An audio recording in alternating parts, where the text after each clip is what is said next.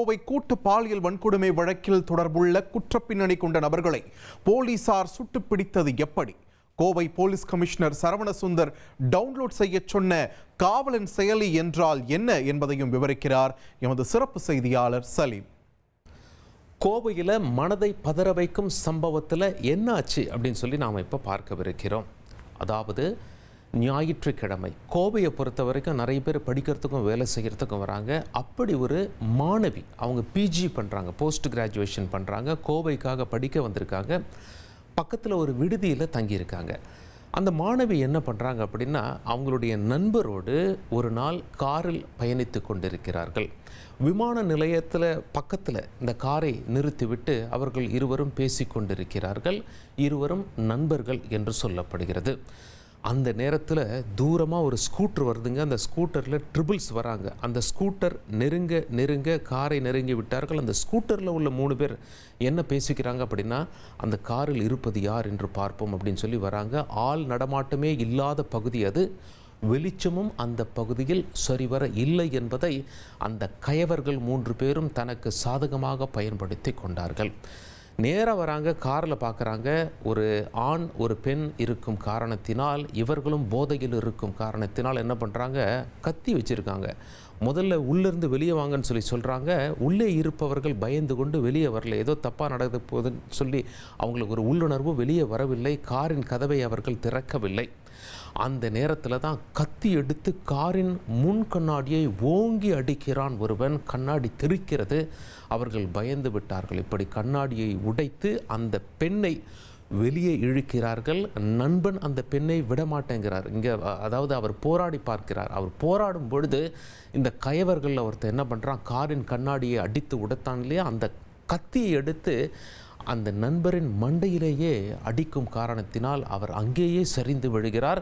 உடனே இந்த பெண்ணை அந்த 3 கடத்தி கொன்று, ஆள் நடமாட்டம் ஏற்கனவே அந்த பகுதியில் இல்லை, இன்னும் இருட்டான பகுதிக்கு சென்று விடுகிறார்கள். அங்கே பாலியல் வன்கொடுமை அரங்கேற்றப்படுகிறது. அந்த பெண்ணுக்கு ஒருவர் பின் ஒருவராக அங்கே கூட்டு பாலியல் வன்கொடுமை அந்த பெண்ணுக்கு அரங்கேற்றுகிறார்கள்.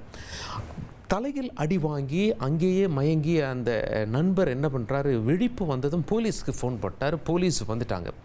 போலீஸ் வந்துட்டோடனே இவரை மீட்டு முதல்ல கொண்டு ஆஸ்பத்திரிக்கு எடுத்துகிட்டு போயிட்டாங்க. பிறகு அந்த மாணவியை தேட ஆரம்பித்தார்கள். முற்றிலும் இருட்டான பகுதி என்பதால் நீண்ட நேரம் தேடலுக்கு பிறகு மாணவியை கண்டறிந்தார்கள். உடனே அங்கிருந்து மீட்டு அவர்களை அருகில் உள்ள ஒரு தனியார் மருத்துவமனைக்கு அழைத்து சென்று விட்டார்கள். இது தாங்க நடந்த சம்பவம்.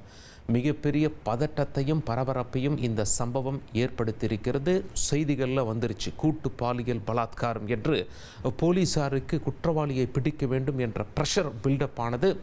7 சிறப்பு டீம்கள் அமைத்தார்கள். சொல்லப்போனால் கிட்டத்தட்ட ஒட்டுமொத்த கோவை மாநகர போலீஸாரும் இந்த கயவர்களை பிடித்துவிட வேண்டும் என்று மும்முரமாக 300 சிசிடிவி கேமராவை பார்த்துருக்காங்க. இதில் நிறைய சிசிடிவி கேமராக்கள் வேலை செய்யலை. தான் கமிஷனரே வேதனையாக சொல்கிறாரு. சிசிடிவி கேமரா வைக்கிறது பெருசு இல்லைங்க பொதுமக்களே, அது வேலை செய்தா, அதில் காட்சிகள் பதிவாகுதான்னு சொல்லி முதல்ல பாருங்கள், அதை சரி பண்ணுங்கள் அப்படின்னு சொல்லி கோவை போலீஸ் கமிஷனரே சொல்லியிருக்கார். இதெல்லாம் ஒரு பக்கம் இருக்கையில் போலீசார் தீவிரமான தேடுதல் வேட்டையில் ஈடுபடுகிறார்கள். டெக்னாலஜி உதவியோடும் தேடுதல் வேட்டையில் ஈடுபடுகிறார்கள். செல்ஃபோன் சிக்னல் ஆகட்டும், சிசிடிவி கேமராக்கள் ஆகட்டும். இதில் ஒரு சின்ன க்ளூ கிடைக்குது போலீஸ்க்கு. என்ன க்ளூ அப்படின்னு சொல்லி போலீஸ் சொல்கிறாங்கன்னா, அங்கே ஒரு மொப்பெட் நிற்கிறது. அதாவது ஒரு இருசக்கர வாகனம் நிற்கிறது. அது ஒரு திருட்டு வாகனம். அந்த திருட்டு வாகனம் ஏற்கனவே போன வாரம் எங்கே திருடு போயிருக்கு, அங்கே உள்ள சிசிடிவி கேமரா யார் திருடினார்கள் என்பதை போலீஸார் சிசிடிவியை வைத்து கண்டறிந்து விடுகிறார்கள். 3 பேர் அந்த வாகனத்தை திருடி இருப்பது போலீஸுக்கு தெரிய வந்தது. சரி, அந்த வாகனமும் இந்த வாகனமும் மேட்ச் ஆகுது. அப்போ அந்த நபர்கள் தான் இந்த குற்றத்தை செய்திருக்க வேண்டும் என்று ஒரு கணிப்புக்கு வருகிறார்கள். பிறகு போலீஸார் வேறு சில எவிடன்ஸுகளை வைத்து குற்றவாளியை மடக்கி பிடிக்கிறார்கள். அந்த முக்கியமான எவிடன்ஸ் பற்றி போலீஸார் மேற்கொண்டு தகவல் சொல்ல விரும்பலை. ஏன்னா அடுத்தடுத்து தவறு செய்பவர்கள் இந்த தகவலை பார்த்து உஷாராய் அவங்க தப்பிவிடக்கூடாது என்பதால் அந்த பிரைம் இன்வெஸ்டிகேஷன் பாயிண்ட், எப்படி அந்த கயவர்களை போலீஸார் மடக்கினார்கள் என்ற அந்த முக்கியமான பாயிண்ட்டுக்கு வரவில்லை. பட் ஓவரால் க்ளூ கொடுக்குறாங்க. சிசிடிவி பார்த்தோம், செல்ஃபோன் சிக்னல் பார்த்தோம், இந்த எவிடன்ஸ் எங்களுக்கு இருந்தது, அது ஏற்கனவே திருட்டு 2 வீலர் அப்படிலாம் சொல்கிறாங்க. அந்த போலீஸார் என்ன சொல்கிறாங்க அப்படின்னா, அந்த குற்றவாளியை நாங்கள் நெருங்கிவிட்டோம். அந்த ஆள் இல்லாத பகுதியில் குற்றவாளிகள் எங்களை தாக்க முற்பட்டார்கள். நாங்கள் துப்பாக்கி எடுத்து சுட ஆரம்பித்தோம்.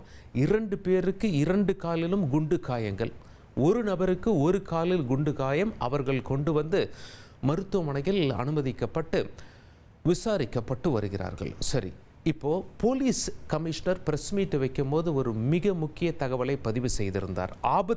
ஆபத்து நேரத்தில் மக்கள் என்ன செய்ய வேண்டும் என்பதே அந்த தகவல். போலீஸ் கமிஷனர் என்ன சொன்னார், ஏற்கனவே உங்கள் எல்லாருக்கும் நாங்கள் ஒரு ஆப் ஒன்று அறிமுகப்படுத்தியிருக்கோம், பட் இருந்தாலும் அந்த ஆப் நிறைய பேர் டவுன்லோட் பண்ணலை அப்படின்னு சொல்லிட்டு அந்த ஆப்பை எப்படி பயன்படுத்தணும் அப்படின்னு சொல்லியிருக்கு. அதை நாம் விரிவாக சொல்லவிருக்கிறோம். அந்த ஆப்பின் பெயர் காவல் உதவி அப்படின்னு சொல்லி நீங்கள் அந்த ஆப்பை ப்ளே ஸ்டோரில் போய் ஸ்க்ரீனில் வரும். அந்த ஸ்க்ரீனில் நீங்கள் ப்ளே ஸ்டோரில் போய் எப்படி டைப் பண்ணுறது அப்படின்னு சொல்லி தெரியும். காவல் உதவி அப்படின்னு சொல்லி டைப் பண்ணிங்கன்னா அந்த ஆப் வந்துடும். அந்த ஆப்பை நீங்கள் டவுன்லோட் பண்ணுங்கள். ஆப்பை நான் இப்போ ஓப்பன் பண்ணுறேன். நீங்களும் உங்களோட செல்ஃபோனில் டவுன்லோட் பண்ணி அதை பார்க்கலாம். இந்த வீடியோ யூடியூப்லேயும் இருக்கும். நீங்கள் யூடியூப்லேயும் அந்த வீடியோவை பார்த்து கொண்டே அந்த ஆப்பை பதிவிறக்கம் செய்து விடலாம். முதல்ல உள்ளே போகும்போது லாகின் டீட்டெயில்ஸ் கேட்கும். அதுக்கு நீங்கள் உங்களோட ஃபோன் நம்பர் கொடுக்க வேண்டியிருக்கும். ஃபோன் நம்பர் கொடுத்த பிறகு உங்களுக்கு ஒரு ஓடிபி வரும். அந்த ஓடிபி போட்டிங்கன்னா இது உள்ளே சென்றுவிடும். இந்த காவல் உதவியோட சிறப்பம்சம் என்னவென்று நாம் பார்க்கவிருக்கிறோம். Please allow permission for app to function properly. Okay கொடுத்துருங்க, அப்போ தான் உள்ளே போகும். பிறகு என்ன வரும் அப்படிங்கிறத நீங்கள் ஸ்க்ரீனில் பார்க்குறீங்க. பெர்மிஷன்லாம் கொடுத்துட்டே நீங்கள் ஒன் பை ஒன்னாக கொடுத்துட்டே வந்தீங்கன்னா அந்த ஆப் என்னென்ன செய்யும் அப்படின்னு சொல்லிவிடும். அதெல்லாம் நீங்கள் பண்ணிடலாம். எல்லா ஆப்லேயும் பண்ணுற மாதிரி தான் இது. இப்போ முதல்ல பார்த்தீங்கன்னா அந்த ஆப்பை ஓப்பன் பண்ண உடனே எமர்ஜென்சி அப்படிங்கிற ஒரு ஃபஸ்ட்டு ஒரு எழுத்து இருக்குது பாருங்கள். அப்படியே அதில் படிச்சிங்கன்னா காவல் உதவி ப்ரெஸ் த பட்டன் இன் அவசர நேரத்தில் அந்த எமர்ஜென்சி காலத்தில் அந்த ரெட் பட்டன், அதை தான் SOS என்று அழைப்பார்கள். அந்த பட்டனை நீங்கள் ப்ரெஸ் பண்ணலாம். ப்ரெஸ் பண்ணிங்கன்னா போலீஸுக்கு தகவல் போகும். எப்படி போகும்? சாதாரண ஃபோன் கால் மட்டும் போகாது. இந்த ஆப்புடைய ஸ்பெஷாலிட்டி என்னென்னா, உங்களுடைய கேமரா இருக்குது பாருங்கள். உங்களுடைய கேமராவில் 15 செகண்ட் வீடியோ அந்த சுற்றுச்சூழலை அப்படியே அந்த சுற்றுப்புறத்தை ரெக்கார்டு செய்து ஆடியோவும் ரெக்கார்டாகும், வீடியோவும் ரெக்கார்டாகும். உங்களோட லொக்கேஷனும் போலீஸுக்கு போயிடும். அது மட்டும் இல்லை, உங்களுடைய லொக்கேஷன் நீங்கள் ஆபத்தில் இருக்கீங்க அப்படின்னு சொல்லி உங்களுடைய உறவினர்களுடைய 2 நம்பரை நீங்கள் பதிவு செய்யும் போது கொடுத்துருப்பீங்க. அந்த 2 பேர் நீங்கள் கட்டாயமாக உங்களுக்கு அவங்க என்ன உறவு, அவங்களுடைய பெயர், அவங்களோட ஃபோன் நம்பர் கொடுத்தா தான் நீங்கள் இந்த ஆப்பை பயன்படுத்த முடியும். அந்த 2 பேருக்கும் நீங்கள் ஆபத்தில் இருக்கீங்க அப்படின்னு சொல்லி உங்களுடைய லைவ் லொக்கேஷன் அவங்களுக்கும் போயிடும். ஸோ உங்களோட உறவினருக்கும் போது, போலீஸ் டிபார்ட்மெண்ட்டுக்கும் போது போலீஸ் உங்களுடைய லைவ் லொக்கேஷனை வைத்து உங்களை நெருங்கிவிட இது ஒரு அவசர கால அழைப்பு. போலீஸ் கமிஷனர் என்ன சொல்கிறார் அப்படின்னா, இந்த ஆப்புடைய சிறப்பம்சம், இந்த ஆப்பை நீங்கள் 3 முறை வேகமாக இது அதிர்ச்சி அடைந்தால், குலுக்கினால் இது உடனே போலீஸ் காவல் கட்டுப்பாட்டறைக்கு கண்ட்ரோல் ரூமுக்கு சென்றுவிடும். அவர்கள் உங்களை தொடர்பு கொள்வார்கள். நீங்கள் ஆபத்தில் இருப்பதாக உணர்ந்து உங்களுடைய வீடியோ அவர்கள் வசம் வந்துவிடும். அதை வைத்து நீங்கள் ஆபத்தில் இருக்கிறீர்களா இல்லையா என்பதை அவர்கள் கண்டறிந்து உங்களுக்கு உதவக்கூடும் அப்படின்னு சொல்கிறாங்க. ஸோ ஃபஸ்ட்டு அம்சம் எமர்ஜென்சி பட்டன் இதில் இருக்குது. 2வது அம்சம் அப்படின்னு சொல்லி பார்க்கும் பொழுது உங்களுக்கு பாருங்கள், அந்த நீங்கள் லொக்கேஷன் ஆன் பண்ண சொல்லி ரொம்ப தெளிவாக சொல்கிறாங்க. நீங்கள் அதெல்லாம் கொடுத்துட்ட பிறகு டயல் 112 இல்லைனா 101 அப்படின்னு சொல்லி போடுறாங்க. 100 அப்படிங்கிறது நமக்கு தெரியும் போலீஸ் நம்பர். 112 அதுவும் போலீஸ் நம்பர் தான். நீங்கள் அப்படி பண்ணலாம். இல்லை மற்ற காலங்களில் நீங்கள் அவசரமாக ஒரு கம்ப்ளைண்ட் ரைஸ் பண்ணணும்னா அப்படியே கீழே பாருங்கள், மொபைல் கம்ப்ளைண்ட் அப்படின்னு சொல்லியிருக்கு. Press below button for mobile based assistance. அது உள்ளே போனீங்கன்னா ஒரு மொபைல் கம்ப்ளைண்ட்டை எப்படி நீங்கள் வேகமாக பதிவு செய்யணும் அப்படின்னு சொல்லி கொடுத்துருக்காங்க. செலக்ட் எமர்ஜென்சி உள்ளே போனீங்கன்னா என்னென்ன விதமான நீங்கள் எந்த விதமான புகார் என்பதை போலீஸார் ஈஸியாக கண்டறிய கொடுத்துருக்காங்க. டாப்பிக்கும் கொடுத்துருக்காங்க. அதில் நீங்கள் செலக்ட் பண்ணிவிட்டு வேகமாக டைப் பண்ணிவிட்டு உங்களுக்கு ஃபோட்டோ அட்டாச் பண்ணணுமா வேண்டாமா, உங்கள் கேமராவில் இமேஜ் கேப்சர் பண்ணணுமா வேண்டாமா, வீடியோ இதெல்லாம் நீங்கள் அப்படி டக்குன்னு செலக்ட் பண்ணிவிட்டு சப்மிட் கொடுத்துட்டிங்கன்னா போலீஸ்க்கு இது ஒரு கம்ப்ளைண்ட்டாகவே எடுத்துப்பாங்க. 3வது பாருங்கள், லொக்கேஷன் ஷேரிங். அந்த ஆப்ஷன் நீங்கள் வாட்ஸ்அப்பில் யாருக்கு லொக்கேஷன் அனுப்ப விரும்புகிறீங்களோ உடனடியாக அவங்களுக்கு லொக்கேஷன் அனுப்புனா கூகுள் மேப் ஆப்ஷன் இருக்குது, வாட்ஸ்அப் ஆப்ஷன் இருக்குது, அதை பயன்படுத்திக்கலாம். கடைசியாக அதர் சர்வீசஸ் அப்படின்னு சொல்லி ஒரு பட்டன் இருக்குது பாருங்கள். அதை கிளிக் பண்ணிங்கன்னா நியரஸ்ட் போலீஸ் ஸ்டேஷன் லொக்கேட்டர் இருக்குது, அப்புறம் கண்ட்ரோல் ரூமுடைய ஃபோன் நம்பர்ஸ் இருக்குது, சைபர் குற்றங்கள் தொடர்பான கம்ப்ளைண்ட் நீங்கள் ஃபைல் பண்ணலாம், போலீஸ் வெரிஃபிகேஷன் சர்வீசஸ் தொடர்பாக, மற்ற எமர்ஜென்சிஸ் நம்பர், இந்த மாதிரி உங்கள் தொலைஞ்சு போன டாக்குமெண்ட், உங்களோட வெஹிக்கிள் வெரிஃபிகேஷன், ஸ்டோலன் மிஸ்ஸிங், அந்த மாதிரி நீங்கள் ஏற்கனவே புகார் கொடுத்துருந்தீங்கன்னா அவசர காலம் மட்டும் இல்லை, சாதாரணமாக உங்களுடைய எஃப்ஐஆர் ஸ்டேட்டஸ் நீங்கள் இதில் ஃபாலோ பண்ணிக்கலாம். CSR, யார் மேலேயும் கைது நடவடிக்கை எடுக்கல, அண்ணன் தம்பி பிரச்சனை அல்லது மாமா மச்சான் சண்டை அல்லது வேறு ஏதாவது பக்கத்து வீட்டுக்காரங்களோட ஒரு சண்டை, கைது நடவடிக்கை வேண்டாம், CSR போட்டு முடிச்சிடலாம் அப்படின்னு சொல்லி நினைக்கிறாங்க அப்படின்னா CSR கொடுத்துருக்காங்கன்னா அந்த ஸ்டேட்டஸையும் நீங்கள் போய் பார்த்துக்கலாம். பொதுவாக எஃப்ஐஆர் போட்டால் கைது நடவடிக்கை பாஞ்சிரும், அதுக்கு முன்னாடி தான் CSR. சரி, social media connect, alert verification, all இ சர்வீசஸ் எல்லாமே உங்களுக்கு உங்களுக்கு போலீஸ் தரப்பிலிருந்து என்னென்ன உதவி வேணுமோ அதை ஒரு ஆப்பாக வடிவமைத்து பல ஆண்டுகளுக்கு முன்னாடியே போலீஸ் டிபார்ட்மெண்ட் பொதுமக்கள் வசம் கொடுத்து விட்டார்கள். ஆனால் பெரும்பாலான மக்கள் இந்த அவசர உதவி, இந்த காவல் உதவி ஆப்பை டவுன்லோட் செய்யாமல் பிரச்சனை என்று வரும்பொழுது சிக்கி தவிக்கிறார்கள். அந்த நேரத்தில் என்ன செய்வது என்று தெரியாமல் திக்குமுக்கி ஆடிவிடுகிறார்கள். அப்படி இல்லாமல் முன்கூட்டியே இதை டவுன்லோட் செஞ்சு ஓடிபி எல்லாம் போட்டு அவசர காலத்தில் யாரை காண்டாக்ட் பண்ணணும் இதெல்லாம் பதிவு பண்ணி இந்த ஆப்பை நீங்கள் யூஸ் பண்ணி பார்த்துட்டிங்கன்னா அவசர காலத்தில் உங்களுக்கு மசில் மெமரி டக்குன்னு நீங்கள் தட்டி உங்களுடைய உதவியை நீங்கள் பெற இது ஒரு மிகச்சிறந்த வாய்ப்பாக அமையும் என்பது